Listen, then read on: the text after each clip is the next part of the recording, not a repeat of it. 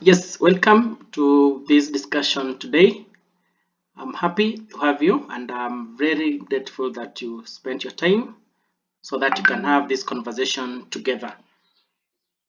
So, the presentation will just be about the 10 inspiring lessons from the first half of 2023.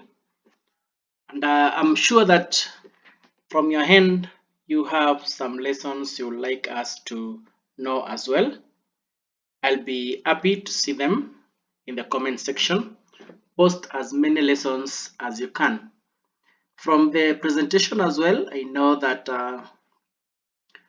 you're going to identify with some of the lessons.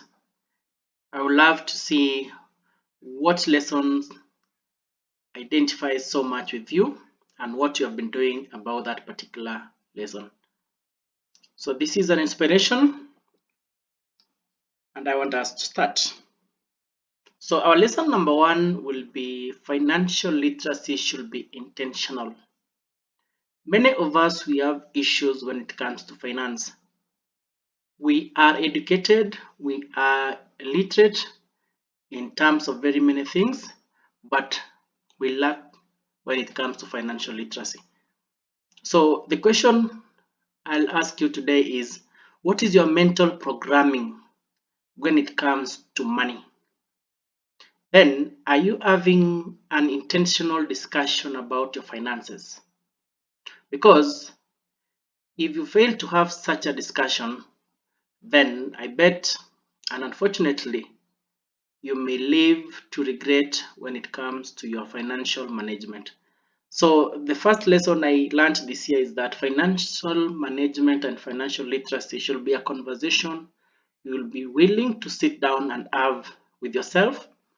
You should be ready to seek out and talk to people who can help you about financial literacy.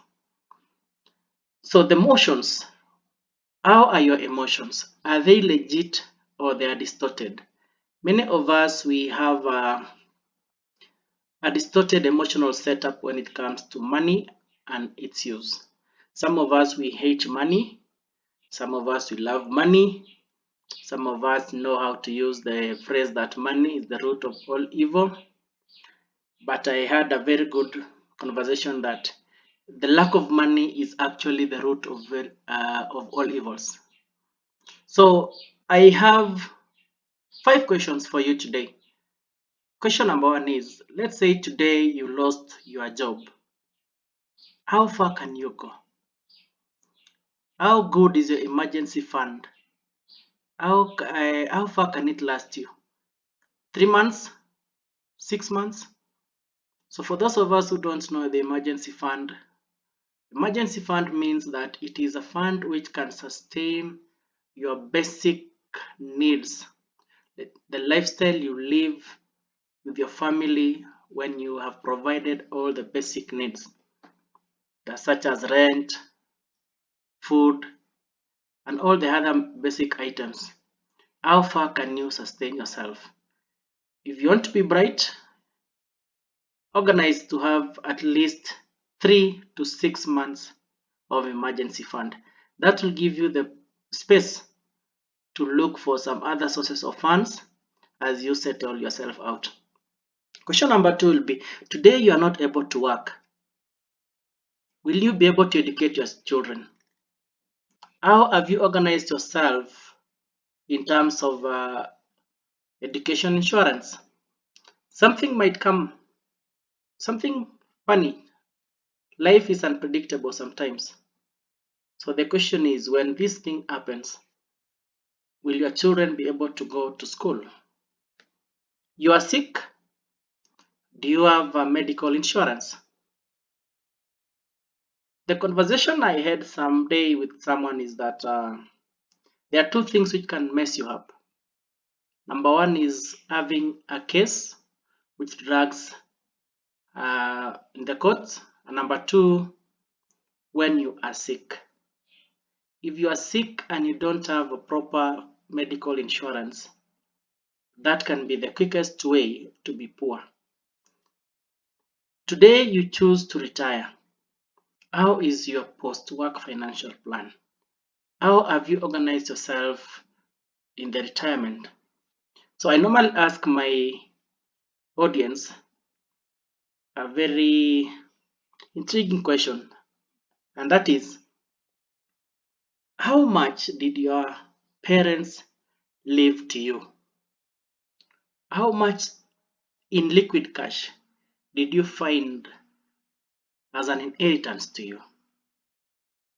From their answers, some of them will tell you that unfortunately we didn't get anything from our parents.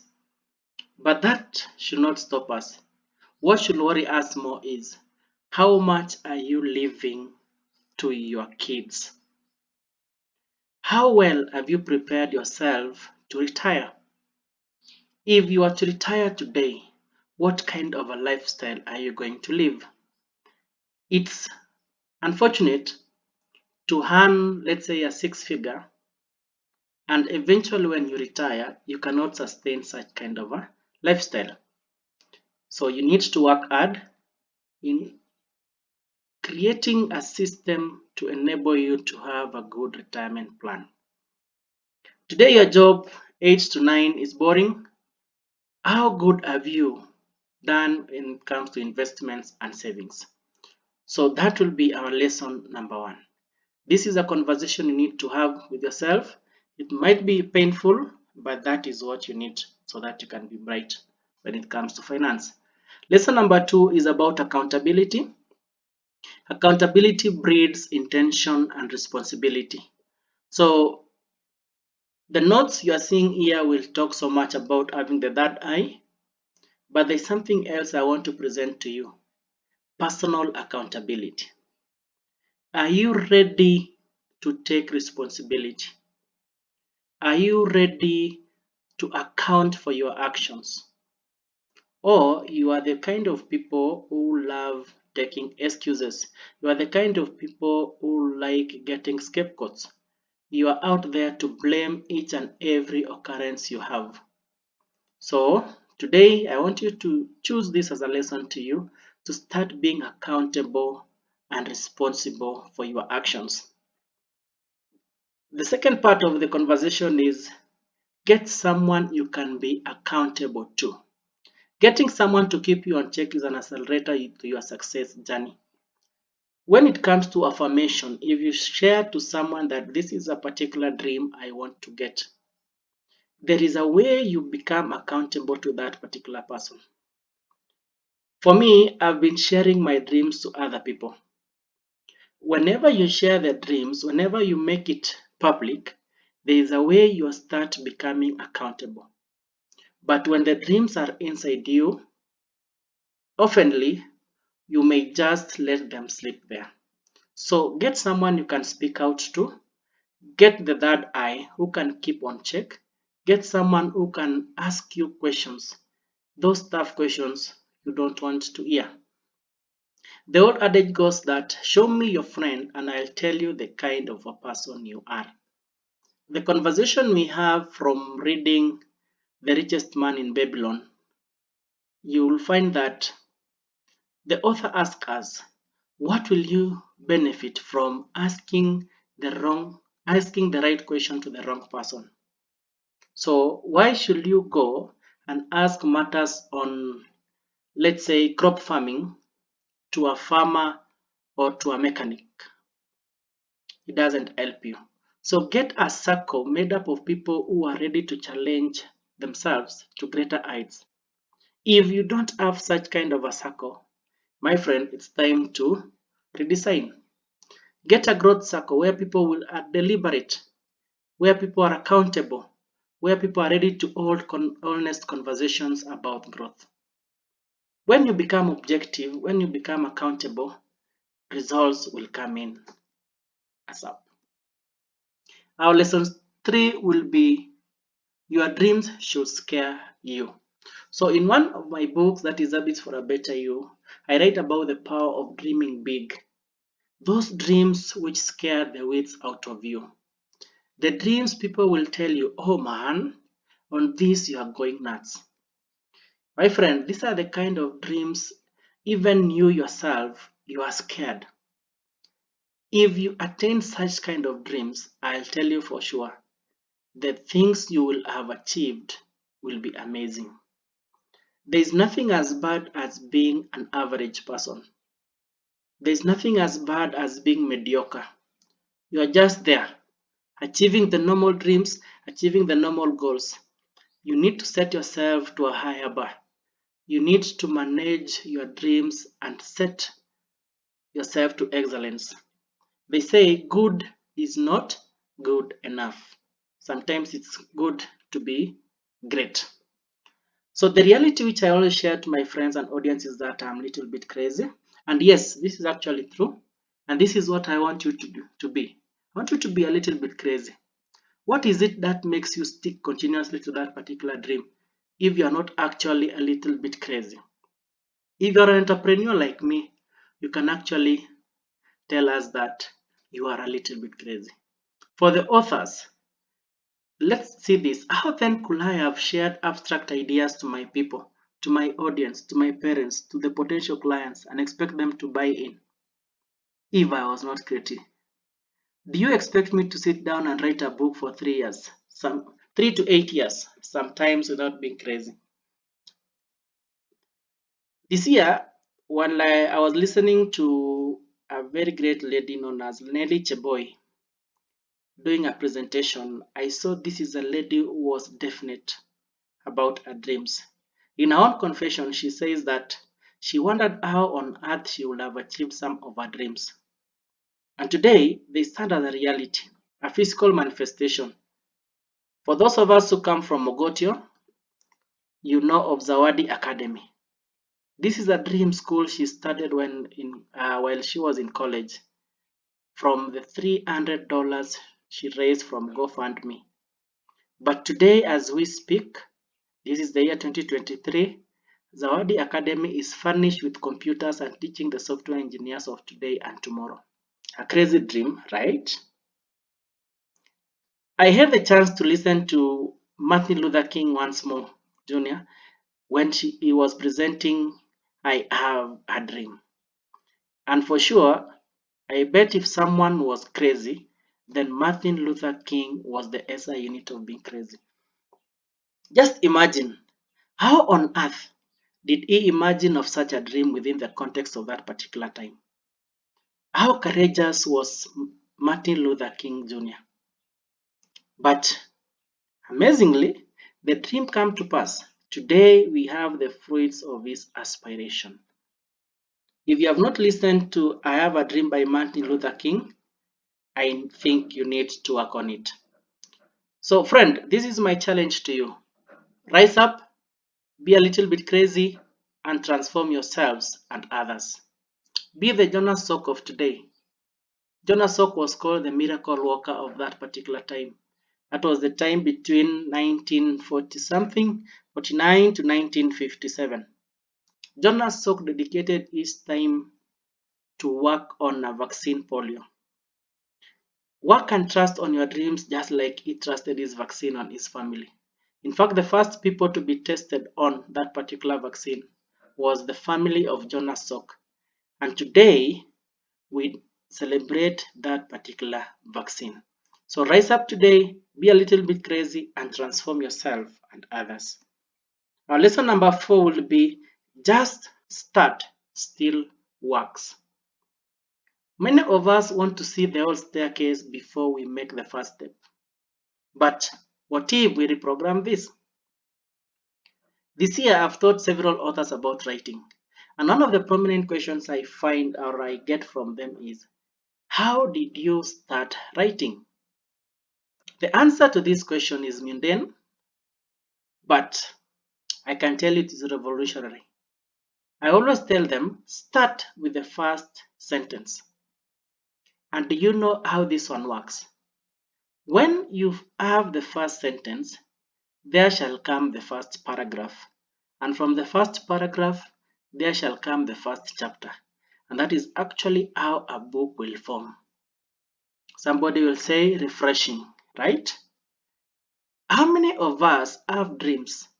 We have always been redesigning and redesigning and redesigning. We want to prepare ourselves more. We feel there is something we still lack. We feel, no, no, no, we need to create more content for our books. Unfortunately, there will never come a perfect time. So choose to start. How many people have transformed themselves from making that first step, that first leap of faith in the right direction? I've seen PhD graduates who started like this. I've seen people who built their homes from just buying a tipper load, the first tipper load of building blocks. I have had conversation with people who look back and wonder, how did that single step actually grow into such heights they have today? But it is because they made the first leap, the first step in the right direction. In our Form 3 physics, for those of us who did that, we say that any object will remain at rest until acted upon by an external force. And this is the principle. Action begets action, and success is a respect of the power of incremental efforts. Start today. Make that, even if you think it is an infinite small change, but make it. Make that particular change. If you think it is a transformation of 0.1, but if you take 0.1 and do it every day for 365 days, what will be the results of that? 1.28, which is amazingly different. I want you to try this. Multiply 1.28 times a billion. Then you subtract the results from 1 and you'll see what I'm talking about. Lesson number 5 will be there is a world of abundance. And this comes with an assignment. Quickly type any imaginary letters and names and send to Google. There is always a 90% chance that it will return a results. Is this amazing? I'm very sure that this is something you have never imagined existed. But what happened?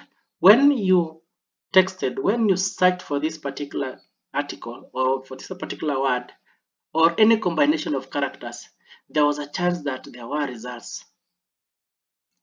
Why am I pushing this? There's a tendency for us to fight and think about the small resources we have, believing that all of us ought to be what we know. When you find parents, most of us think that we need our pupils, our children to be teachers, engineers, nurses, and other traditional careers we know. But let me question you, who will be the agronomist? Who will be the morticians? Who will be the landscapers? Who will be the business owners of these services?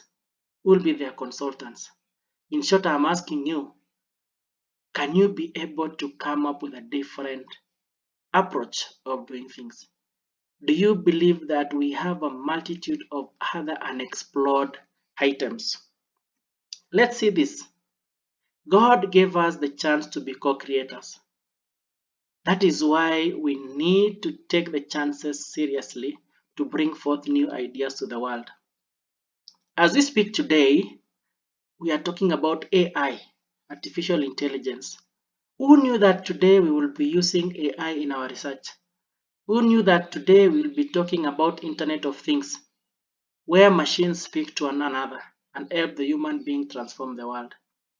So the challenge is yours. Today, choose to think of abundance, choose to think of other solutions to transform your world and eventually our world. Our lesson number 6 will be time is always this short. And this is a very good question for you. Have you been busy or effective? Productivity, effectiveness, and efficiency should be your guidepost when it comes to time resource management. The bar has been set. That is good news. But the bad news, it will not drop to your level. So you have to climb up the ladder.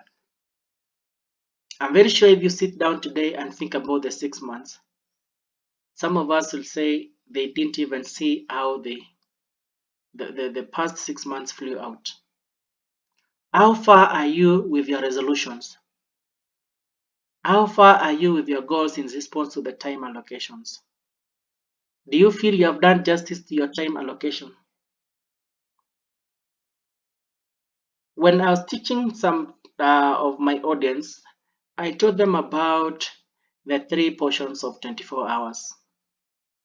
In 24 hours, 8 hours, most of us are working the regular job. 8 hours, we are all sleeping.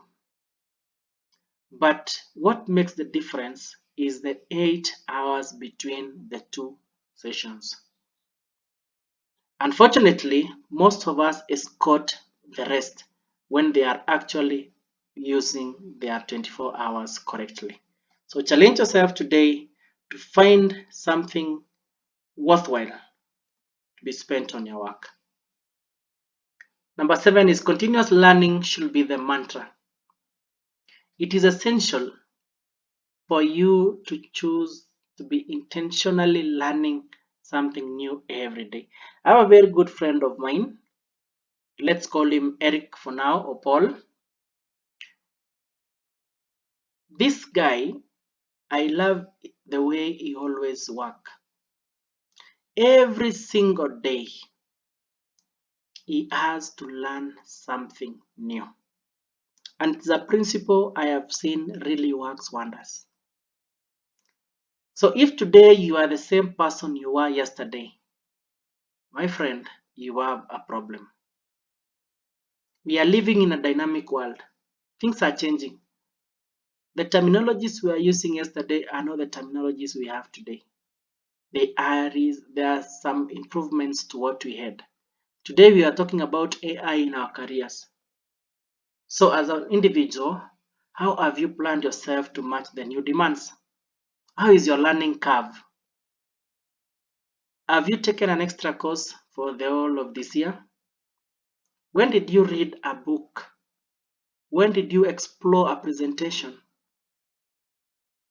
The question is, are you deliberately learning something new? Get people who are deliberate about learning things. Be in a circle where people challenge one another into growth, and that is how you can grow. I hope you are not the same person you were yesterday, last month, last year. Number 8, be intentional in your planning. So when we make resolutions at the start of the year, many of us make resolutions because we just want to make resolutions. Many people make plans because it is good to make plans. But are you purposeful? Do not make resolutions just because you have to make them. Be intentional. Let it be purposeful and ensure they are reasoned out. A plan should have an action end. All plans should have an action call. The action call will dictate what should we do or what should I do going forward. How is the plan being implemented? What is your level of commitment? What is the gap you are trying to fill? For every plan, kindly provide the steps, the milestones, and the actions you are willing to partake to make planning effective. Our second last lesson will be love yourself more. When you talk about loving yourself more, somebody else will say we are trying to be selfish. But let's go back to the Bible. The Bible says, love your neighbor as you love yourself. What does it mean? It means first you have to possess so that you can be able to share to the other person. So I want you to know today that loving yourself more doesn't mean being selfish. You need to be intentional about loving you and the people who really matter. For those of us who have had the chance to read my book, Habits for a Better You, I have shared about the 10 factors. 10 factors is time, energy, and money. And I always ask individuals, if you really love yourself, ensure that you are spending time energy, and money on yourself? So, a very simple question. If you believe you love yourself, and for the last 1 year, you have not had the chance to even take yourself for an out, you have not even had the chance to just sit down, refresh, and think about your life and enjoy what you have been working for, then, my friend, you need to redesign your life. I think you don't love yourself. Anything you love, you have to spend the three things, that is time, energy, and money on it. Do not lose yourself in pursuit of the world. Take breaks, slow down, and be mindful of your health and core relationships. Be deliberate with your family, be deliberate with your me time, and work on your mental health. It doesn't make sense for you to find everything and then you lose yourself. So, today, choose to love yourself more. Choose to spend more time, choose to spend more energy, choose to spend money on yourself so that you can actually be able to give out to the other people. As a parent, you will never love your children not unless you love yourself. As a teacher, you will never love your school and your kids not unless you love yourself. Our last discussion today will be death is definite and just around the corner. I think all of us we are afraid about talking about death. But unfortunately, this is something which is definite. Somewhere I read that it was luck to be born, but it will be definite for you to die. It's not a chance. It's not a probabilistic thing. You have a 50-50% chance to survive, but you have one probability to die.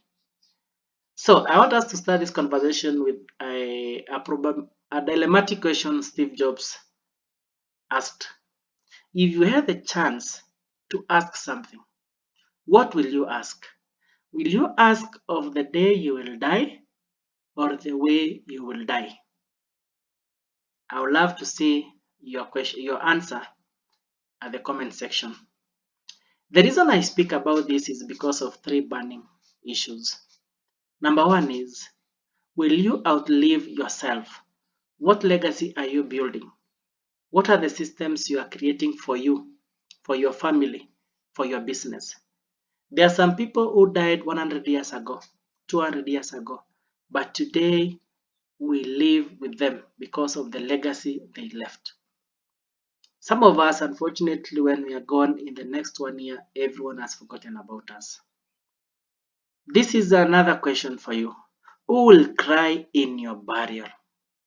How many lives have you touched? What kind of a life shall we be celebrating? How many people will come out and say, it is because of X that today I have this particular thing? It's because of this and this and this by individual X that today I live a better life.